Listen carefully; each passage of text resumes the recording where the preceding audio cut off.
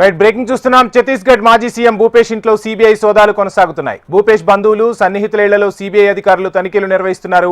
Mahadev betting కేసులో CBI అధికారులు సోదాలు చేస్తున్నట్టు తెలుస్తోంది. ఇటీవలే భూపేష్ బాగెల్ ఇంట్లో సీబీఐ అధికారులు తనిఖీలు జరిపారు. మాజీ సీఎం భూపేష్ పై ఛత్తీస్గఢ్ మద్యం స్కామ్ ఆరోపణలు కూడా ఉన్నాయి.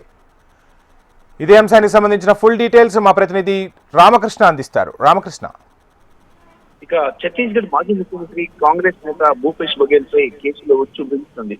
ఇప్పటికే మద్యం కుంభకోణం వ్యవహారంలో ఆయన నివాసంలో ఈడీ సోదాలు జరపగా తాజాగా మహదేవ్ బెట్టింగ్ యాప్ లో 6,000 కోట్లకు సంబంధించి సిబిఐ దాడులు నిర్వహిస్తుంది.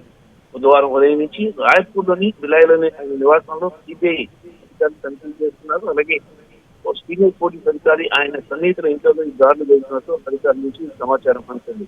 ఈ రాజకీయ కొత్తలో భాగంగానే చేస్తున్న చర్యని మాజీ సీఎం భూపేష్ బఘేల్ అన్నారు.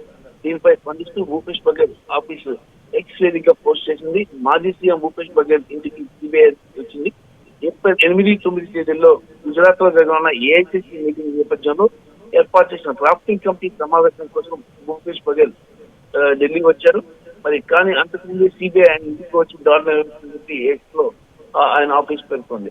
ఏదేమైనా సరే తాజా సోదాలపై అధికారులు ఎలాంటి సమాచారం ఇవ్వలేదు. అయితే మహదేవ్ బెట్టింగ్ యాప్ వ్యవహారానికి సంబంధించి కేసులో ఈ తనిఖీలు చేస్తున్నట్లు సమాచారం అందుతుంది.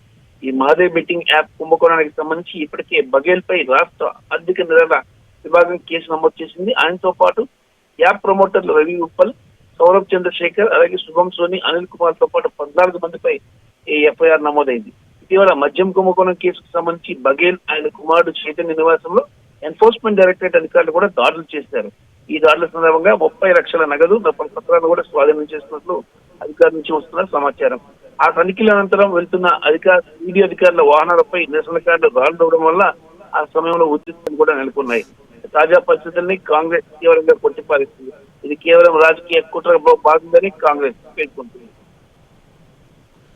Right, thank you Ramakrishna.